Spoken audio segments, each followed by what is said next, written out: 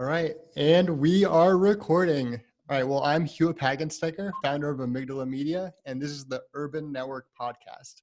Urban Network is a monthly networking and referral group that meets the third Thursday of each month. And in an attempt to adapt with the times and the pandemic, we're now meeting monthly on Zoom, the third Thursday at 5:30. And we've also created this podcast. This is the first episode of the Urban Network podcast, and our objective is to raise awareness of Urban Network and its events, and also local professionals and entrepreneurs in the Portland area. So our first guest is an amazing photographer, Rachel Rausch Johnson, owner of Rachel Rausch Photography. Rachel, thank you so much for joining us today. You're welcome. Thanks for having me, Hewitt. Yeah, how are you? I'm doing well.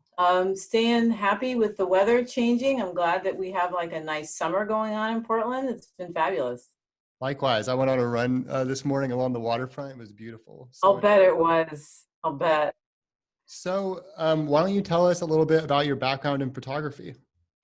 Well, okay. So it started out as a purely art interest. When I was growing up, my mom was a singer, and we traveled around the world with my sister and my mom. And we were in Europe and Singapore, and pretty much attracted to anything artistic. We would watch the operas, the Chinese operas in Singapore. And then we came back to the States and got into drawing. And then my algebra teacher, I'm just going to fast forward to high school, my algebra teacher ditched the day's curriculum and put up a slideshow of a trip that he took to the Eastern Sierra in California. He put it with music. It was Boston, More Than a Feeling, and he had these beautiful images of the mountains and blue sky and rocks and trees, and I said, that's for me. So I went for the next 8 years backpacking up in the Sierra and got my first camera around that time, and I was shooting slide film, and I was completely hooked. And then a few years after that, I got introduced to a lady named Bobby Lane, who was a pretty well-known teacher in the portrait and photography space. She was teaching at Julia Dean here down in Los Angeles, which is where I'm from. And she opened me up to the world of portraiture, which was like an amazing experience. I have been hooked on portraiture ever since. So now I do a little of both. I do some landscape photography and I do a ton of portrait photography. I combine that with weddings and personal branding, family portraits. If you have a face, I pretty much want to photograph you. That's my kind of my slogan. So yeah, that's pretty much how I got started. Thank you. Yeah, and this isn't Rachel and I's first time meeting. You know, we initially met at Urban Network events, but I've also had the pleasure of working with Rachel, working with you, and it was just an amazing experience. You helped me with some professional photography, which is currently now, you know, my LinkedIn profile picture and a lot of images that I use for marketing materials and for webinar promotions. And, you know, they're very well received, but mainly there's something that, it's really hard for some people to find a picture that they're really proud of, because it's easy for your friends and your mom and everyone to be like, oh, you look so great. But it's honestly so empowering to be able to provide someone with a photo that they really like and that's received well. So, thank you so much for that. And, I've experienced your services firsthand, and you just instantly come across as an expert in your field. Thank you very much. I have been at this for about 25 years. So it's a lot of experience, a lot of know-how, and a lot of finding the things that work and not doing the things that don't work anymore. Nice. And you bring a lot to your, you provide a lot in your photography sessions. You do, makeup, styling, you bring lighting. You're a spectacular director when it comes to poses. You bring so much. How do you ask your subjects, your customers to prepare for these photo sessions? Very good question, Hewitt. That is pretty much key to getting great photographs. I've been in both situations where a customer will just show up with just a t-shirt and I have given them the instructions and they didn't read them. So I have developed it in such a way that we go over it in advance. We always do a consult beforehand. We'll talk about what you want to wear, how you want to feel, what's the message, the feeling that you want your audience to get from your image. That's very important. And then making sure that their clothes are ironed and making sure that they're not, they're in good shape. That they look good and feel good in the clothes that they wear, and that there are colors that make them look good versus washed out. And then to make sure that their hair is done, and that all the little details that they if they need to shave, all of those little things all add up to the finished product. The difference between video and stills is that the still is just static. It's a moment, and you're going to be seen in that moment going forward. So you got to make sure that it's a great moment, and prepping for that is key. So I spend a lot of time with everybody to make sure that they're fully prepared for the session, and then they're really happy. Then everybody's happy. Yeah, I think there's something truly beautiful about capturing just a single moment in time. Yes. It's priceless. So when we did a photo shoot, you met me at Urban Office. We went along the waterfront. So I know you meet clients and people where they feel most comfortable or they want to be photographed. But do you have a studio you work out of as well? I do. Part of the transition for the COVID situation involved changing from an only indoor place, which I had sub-rented for a while, that did not have access to open air and things like that. I immediately brought that home to my home studio, which is my garage, and that's got lots of fresh air and beautiful light. It's my favorite studio of all the studios I've ever had. It's easy to get into. I have several backdrops. It's also close to a lot of really cool locations nearby. So if people want to go to a park, they want to do an outdoor setting, we can do that. If we want to do something indoors, we do that as well. I especially like working in the studio.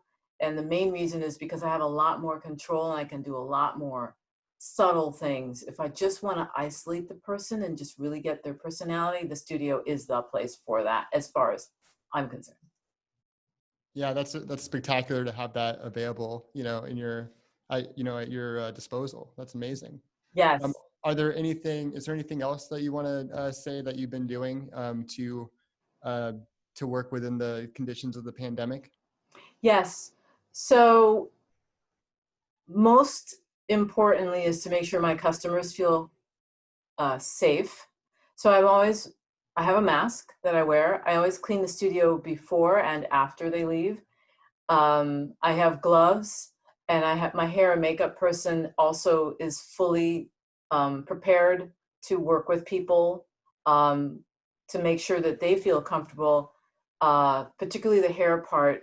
We have the alternate as well. If people don't want to have makeup done, I send them a prep downloadable PDF that will give them instructions on how to do their own makeup for the shoots. It's awesome. And I also make sure that if they don't want to do a studio shooting, we'll go outside, and I'll set up my backdrop outside. I go to their house if they feel they would rather be in their backyard. And there's tons of hand sanitizer, and my equipment is fully cleaned every time that I do what I need to do. And even when I'm not in the studio, I'm out and about shopping, and I wear my mask because I don't want to risk having any of my clients, pick up anything from me. So I pretty much maintain all the necessary things that make it safe for my clients to come there and not feel like anything is going to happen here. We pretty much have a good time too. Yeah, that's amazing. It's so important for people to feel comfortable and to be actually safe. So Yeah. Kudos for you for doing that.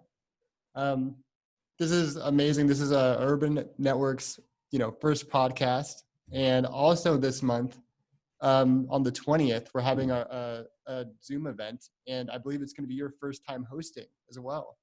Yes. Yeah. It is.